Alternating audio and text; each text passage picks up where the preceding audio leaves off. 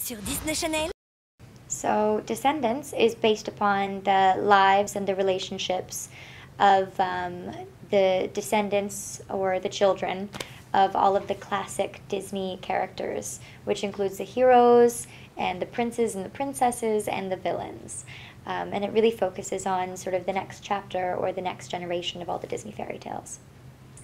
My character is Mal, and she's the daughter of Maleficent, the most evil of all the villains. You know, it's interesting. I think in the book, The Isle of the Lost, it says that he was immortal.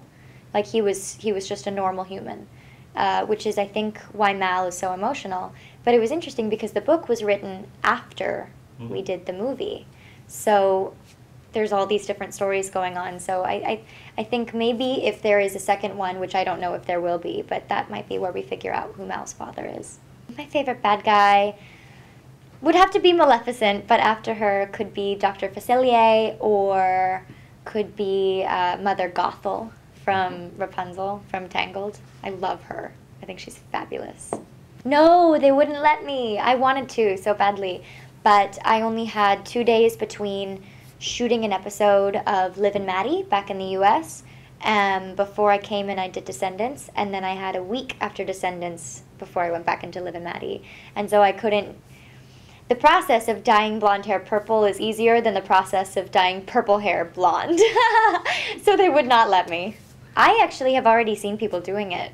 I've seen a lot of people sending me, are you talking about the purple hair? I've seen a lot of people sending me photos saying, now I look like Mal, and they've chopped all their hair off and they've dyed it purple. And I love it. I honestly love it. With parents' permission. With parents' permission, I fully encourage it because I think it's cool. I think it's a very unique way to express yourself.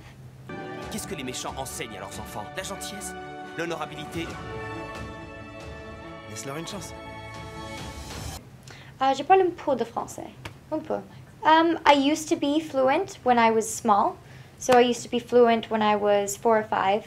But then when I started to go to regular schooling, it sort of left my mind a little bit. And then I never took classes because I was like, I know how to speak French. And it's so funny how if you don't keep it up, it doesn't stay with you. So if I lived in France for maybe 6 months, I think I would be fluent again. But I just grew up in a house where my family was speaking some French to me, and I would travel to France. So it was just easy for me. Also, I'm very French by blood, so it's easy to enjoy it, yes.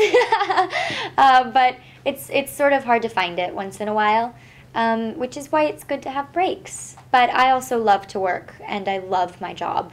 And my job is not my life in the same way that nothing is, like not one thing is my life. You know, there's so many things that make up my life. But there's nothing that would be like too much for me. Like there's no part of my job that would make me say, oh, I don't want to do this anymore, I want more free time, you know. I would much rather be working than not working. But I do find time to bake and to see my friends and my family and to write songs and all of that. I think it's very important. Yes, I have many hobbies. I haven't been baking as much recently because I haven't been home much. Sometimes I'm in Paris. Oh, poor me, I have to be in Paris. Paris is my favorite place in the world. But it's hard when you're traveling to bake as much because, you know, all of your measuring goods and all those things are at home. But I do bake quite a bit. I made cookies a couple days ago before I left. I like to make apple crumble. That's my favorite thing in the world to eat, and so I make it all the time just so I can eat it all the time. But I also love to write songs. I write in my journal, which keeps me sane. I like to travel. I like to hike. I love exercise. Yeah. My next challenge would be music, and I'm doing, I like how you put that, my next challenge. I have a band now with my boyfriend, Ryan McCartan, and it's called The Girl and the Dreamcatcher, and we have our very first single coming out on October 2nd, and it's going to be called Written in the Stars, and it's going to be releasing on Radio Disney. And so that's really exciting, and we're going to be doing live performances, and we have music videos, so I've never done this before, so it is my next challenge. Of course, je t'aime, je t'aime. I love you so much.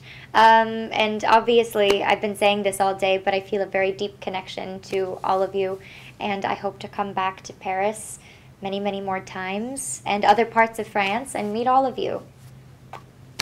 Ne manque pas Descendants, vendredi 16 octobre à 18 h sur Disney Channel. If only I knew what my heart was.